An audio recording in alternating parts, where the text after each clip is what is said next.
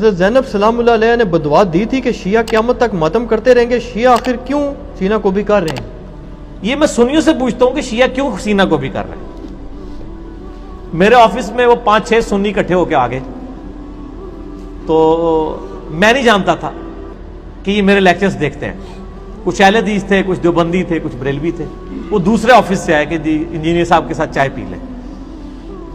تو انہوں نے مجھ سے یہی سوال کیا کہ یہ شیعہ کیوں پیٹ رہے ہیں اور کس کو پیٹ رہے ہیں؟ میں تو انہوں پیٹ رہے ہیں. اچھا، ان سب نے نا ایک کہکا بلند کیا. وہ کہکا اس لیے بلند کیا کہ ان کو بات سمجھ آ گئی کہ میں کیا کہہ رہا ہوں. وہ کہنے لگے انجینئر صاحب ہم آپ کی ویڈیوز دیکھتے ہیں، ہمیں پتہ ہے. میرے بھائی، جب آپ صلی اللہ علیہ وآلہ وسلم کی وفات کے بعد حضرت حسن کو زہر دے دیا گیا،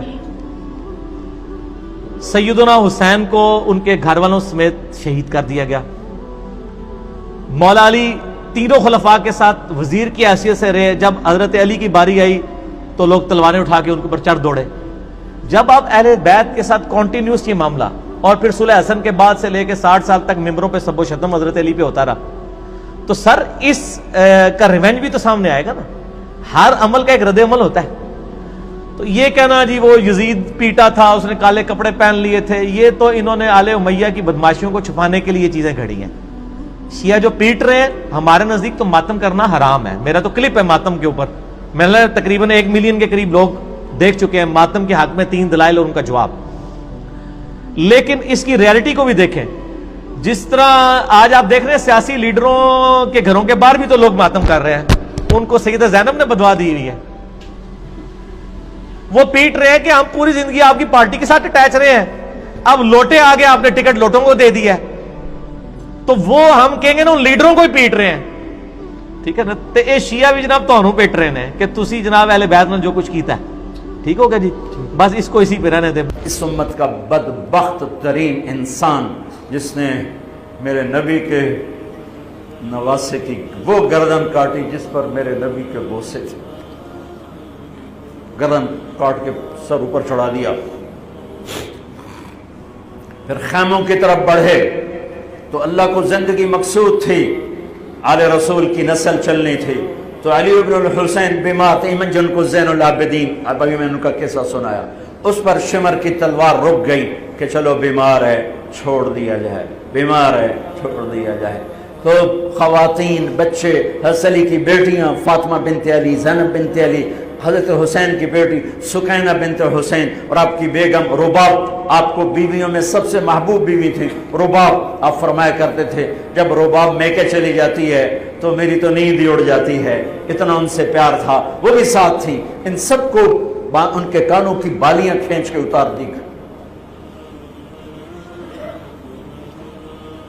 پھر ابن سعد نے کہا 10 گھوڑ سوار آؤ. انہوں نے حسین کے جسم پہ گھوڑے دوڑا دی، ادھر سے ادھر سے ادھر سے. جب قافلے کو گھسیٹ کے باہر لائے لے جانے لگے تو حضرت زینب نے دیکھا 72 سر نیزوں پہ چڑھے ہوئے تھے. سب سے معصوم سر عبداللہ بن حسین، وہ بھی نیزے پہ چڑھا ہوا تھا.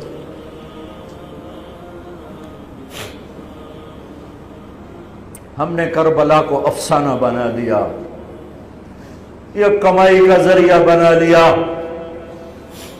یہ ایک پیغام ہے طبقات امت کے لیے، مت ضمیر بیچو، مت ضمیر بیچو. ٹکڑے ٹکڑے بدن. تو حضرت زینب کی زبان سے چند الفاظ نکلے جنہوں نے، آپ حیران ہوں گے، کوفی لشکر والے رونے لگے جو ابھی قتل کر رہے تھے، ان کی آنکھوں میں آنسو آ گئے. قوا محمدا وا محمدا.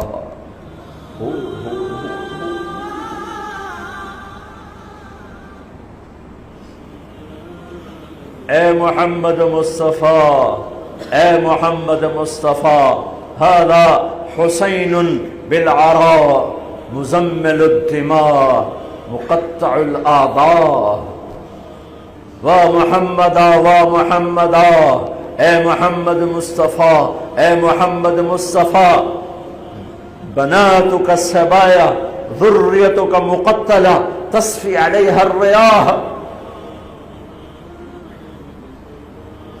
آج حسین کی بارات ہے محمد مصطفیٰ، آج تیرے نواسے کی بارات ہے، آج اس نے اپنی بوٹیوں کا ہار گلے میں ڈالا ہے، اپنے خون کے قطروں سے بنا ہوا لباس پہنا ہے، آج وہ سرخ جوڑے میں بڑا حسین نظر آ رہا،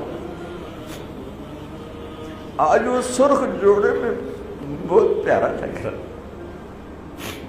اس کا جسم بکھرا ہوا ہے، اس کی بوٹیاں بکھر گئیں، اس کے بدن کے ٹکڑے ٹکڑے ہو گئے، آج اس کا لاشا پڑا ہے۔ یا ہے محمد مصطفیٰ، آج آپ کی بیٹیاں قید میں ہیں، آپ کی اولاد ذبح ہو چکی ہے، ان پر کفن ڈالنے کی اجازت نہیں دی تھی ان بدبختوں نے، تو تصفی علیہ الریاح، کوفے والوں نے کفن بھی نہیں دینے دیا، تو ہم ہوا نے مٹی اڑا کر آپ کی اولاد کو مٹی کا کفن پہنا دیا ہے۔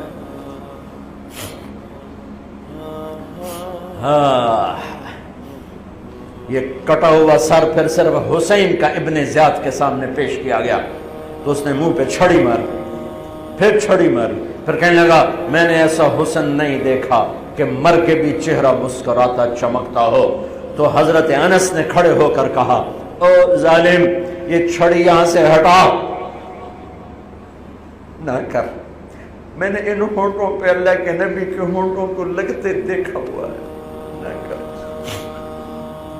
کہنے لگا تو بوڑھا نہ ہوتا تو میں تیری گردن اڑا دیتا، تیری عقل خراب ہو گئی ہے، تو میں میری نہیں تیری عقل بگڑی ہے، آنے والے دن تو دیکھے گا تیرے ساتھ کیا ہوگا۔ پھر یہی سر یزید کے سامنے رکھا گیا، اس نے منہ پہ چھڑی ماری، تو زید ابن ارقم کھڑے ہو گئے، کہنے گے نہ کر،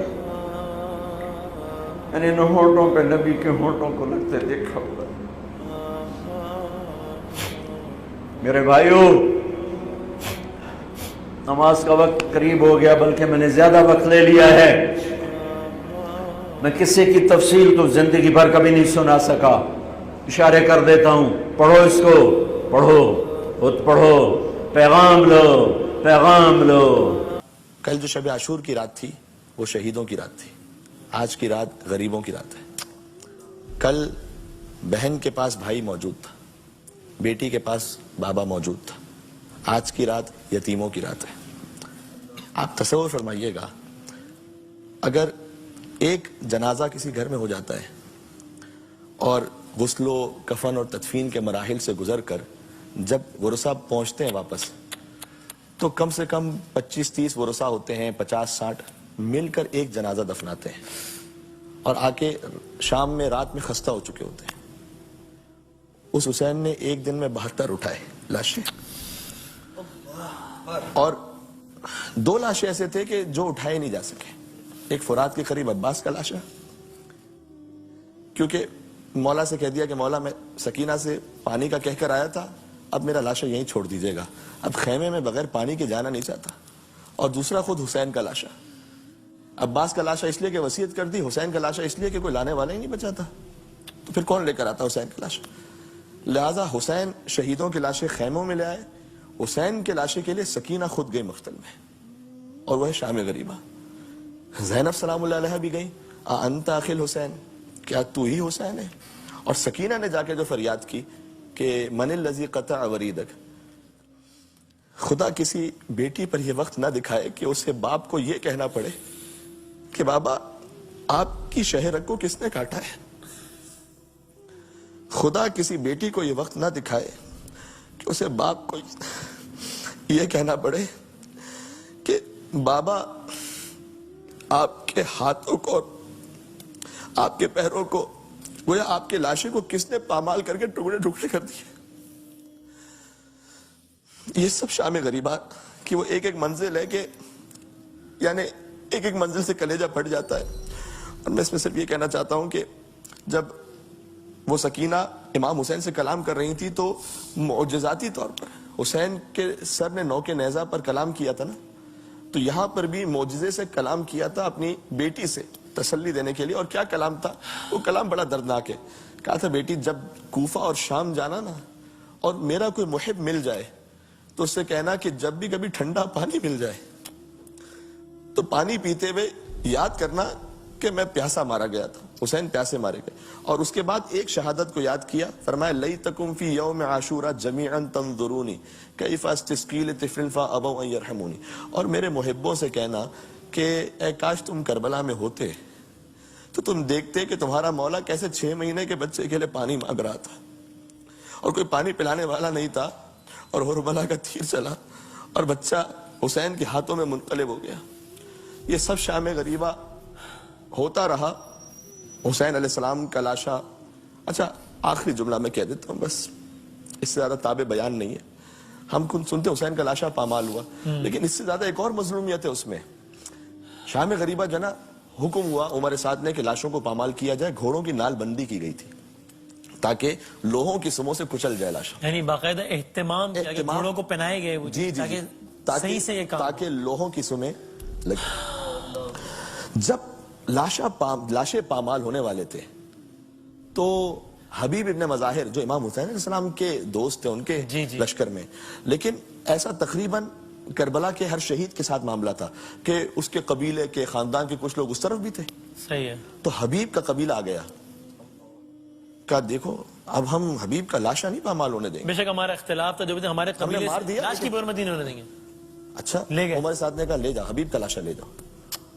ہر وہ تو تھے ہی یزید کے لشکر میں، پھر بعد میں امام حسین علیہ السلام کے لشکر میں، تو ان کے طرفدار بھی آ گئے. ہر کے طرفدار بھی آ گئے. ہم ہر کا لاشا نہیں پامال ہونے دیں گے، لے جاؤ. پامال نہیں ہوا. ایک ایک شہید کا وارث آتا گیا اور اپنے اپنے شہیدوں کے لاشوں کو لے جاتا گیا.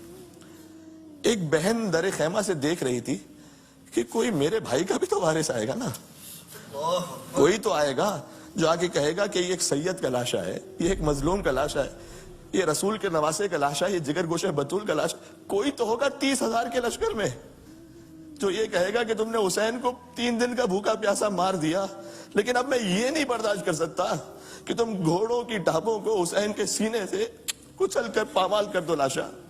میں یہ نہیں کر سکتا. ایک لاشا رہ گیا جس کا اٹھانے والا کوئی نہیں تھا، یہ غربت حسین ابن علی. اور دائیں طرف کے گھوڑے بائیں طرف دوڑ گئے، بائیں طرف کے گھوڑے دائیں طرف. شبیر تھا پامالی کی ضد پر. تو گھوڑوں کی ٹاپوں تلے حسین کا لاشا پامال ہوتا رہا. اب میں تو چشم تصور سے یہ سوچ ہی سکتا ہوں کہ شہزادی نے تو یقیناً مدینے کا رخ کر کے کہا ہوگا نا السلام علیکم یا رسول اللہ.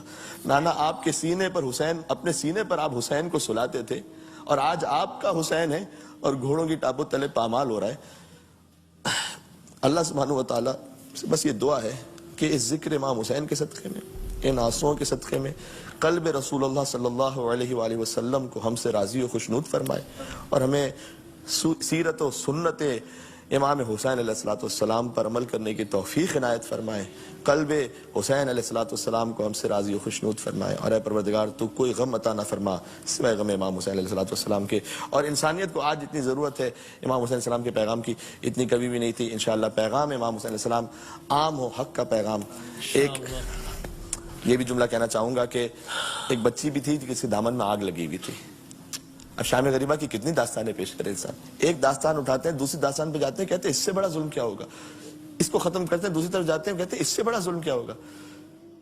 وسیم بھائی، ناظرین ہیں، کروڑوں ناظرین دیکھ رہے ہوں گے. اللہ نے آپ کو بیٹیاں عطا کی ہوں گی، انشاءاللہ سب کی بیٹیوں کو حسین کی بیٹی کے صدقے میں سلامت رکھے. 4 سال کی بچی اگر کہیں سڑک پہ مجھے باہر نظر آ جائے نا، کسی کی بھی ہو، اور وہ رو رہی ہو اکیلی، تو میں جا کے اسے پوچھوں گا ضرور، بیٹا کیا ہوا، بیٹا کیا ہو گیا، بیٹا کیا ہو گیا. میں اس کو جا کے تماچا نہیں ماروں گا. اگر اللہ نہ کرے اس بچی کے دامن میں آگ لگی ہو نا، تو میں اپنا سب کچھ چھوڑ دوں گا، چاہے وہ بچی ایسی ہے کہ مجھے نہیں پتا کس کی بچی ہو. تو ایک بچی تھی جس کے دامن میں آگ لگی تھی اور پانی نہیں تھا. پانی نہیں تھا تو آگ کیسے بجھتی. تو حمید ابن مسلم نے آ کر کہا کہ میں آگ بجھاتا ہوں، ہاتھ پکڑ کر اہتمام کر کے. تو فوراً پیچھے ہٹ گئی بچی. کہا میں آل محمد سے تعلق رکھتی ہوں، کوئی نامحرم میرے جسم کو ہاتھ نہیں لگا سکتا. اللہ رے شریعت کا خیال، شریعت کا خیال ان تمام مصائب میں. تو تو اس نے کہا نہیں بی بی میں فقط دامن پکڑ کے آگ بجھا دوں گا. جب اس نے آگ بجھا دی تو بی بی نے ایک بات کہی, کہا کہ تو پہلا شخص ہے جو کچھ تھوڑا رحم دل لگ رہا ہے, اب تک تو جو بھی آیا سکینہ کو تماچے مارنے والا آیا تھا, تو مہربانی کر دے کہ کوفہ کا راستہ مجھے بتا دے. تو نے کہا کوفہ جا کے کیا کرو گی؟ کہ کوفہ میں میرے دادا علی مرتضیٰ مشکل کشا رہتے ہیں, تو میں ان سے کہوں گی کہ دادا آپ نے جب آپ کوفہ میں تھے تو آپ یتیموں کو پالتے تھے, جب علی کی شہادت ہوئی تھی تو کوفہ کے چھوٹے چھوٹے یتیم بچے آ گئے تھے, کیونکہ طبیب نے کہا تھا کہ مولا علی کو کہ دودھ پلایا جائے, تو وہ کہہ رہے تھے کہ اے مولا حسن آپ ہمارے حصے کا دودھ دے دیں علی کو. جس علی نے کوفہ میں یتیموں کو باپ بن کر پالا تھا, اس علی کی پوتی کربلا کے بیابان میں دربدر تھی. وَسَيَعْلَمُ الَّذِينَ ظَلَمُوا أَيَّ مُنْقَلَبٍ يَنقَلِبُونَ.